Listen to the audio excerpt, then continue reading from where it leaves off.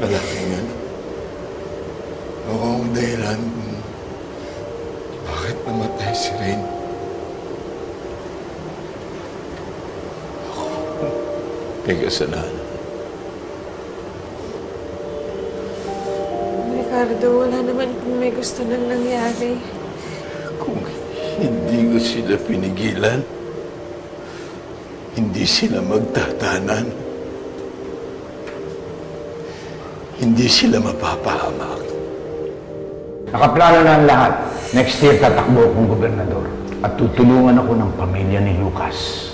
Kaya pakakasalan mo siya. Basta mo sabihin!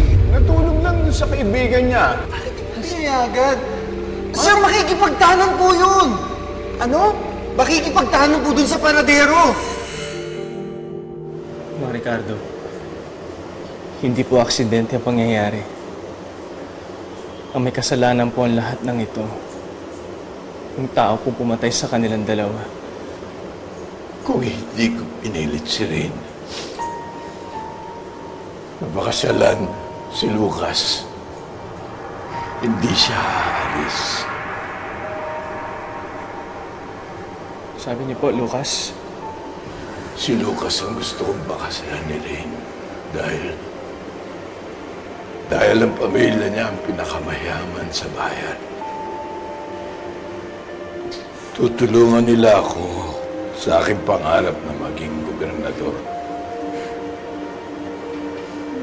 Ang sariling interes.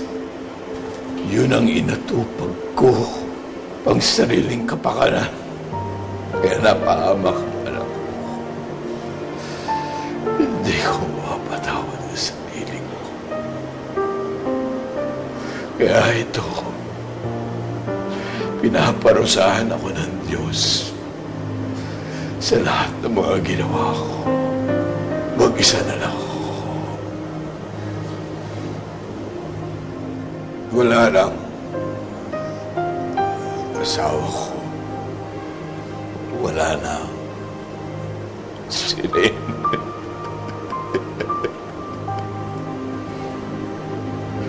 Mag-isa na lamang ako.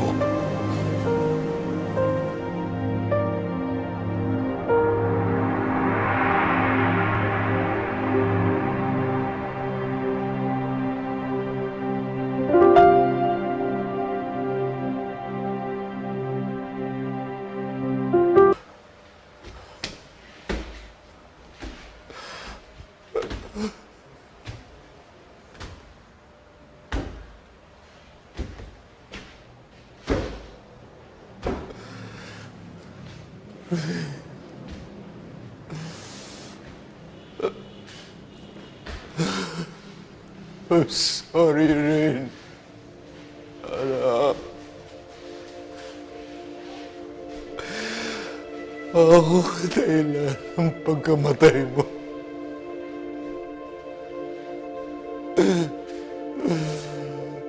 Kasalanan ko ito. Kasalanan ko.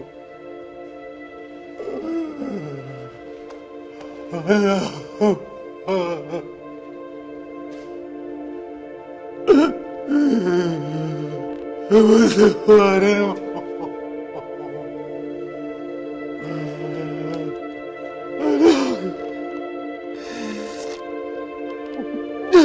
Anak,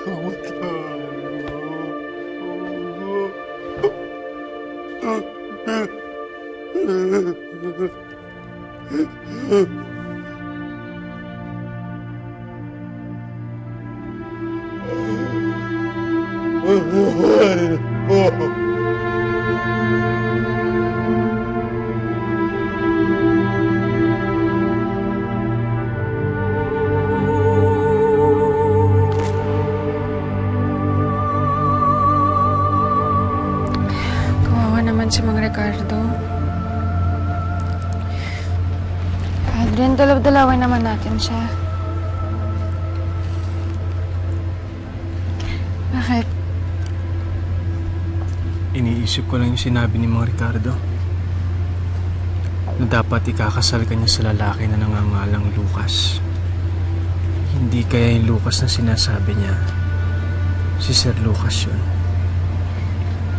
Sabi ni Mama Agnes, nakakita daw siya ng picture ni Rain sa gamit ni Sir Lucas. Baka may connection yun? Silang dalawa? Mukhang mapapaliwanag nun kung bakit lagi kanyang pinupuntahan. Bakit? Nag-aalala talaga ako kay Mang Ricardo eh. Pwede bang puntahan natin siya? Siguraduhin lang natin na okay siya. Sige.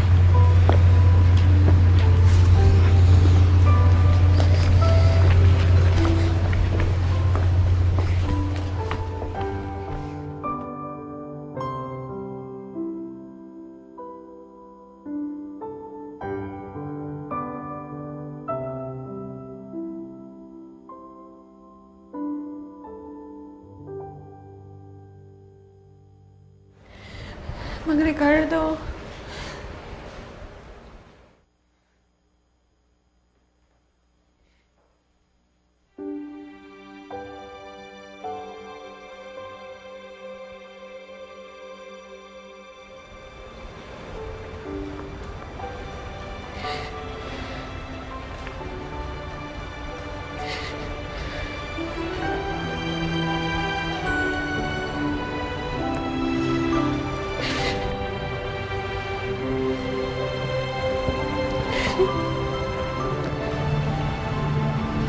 Wala na siya, Des.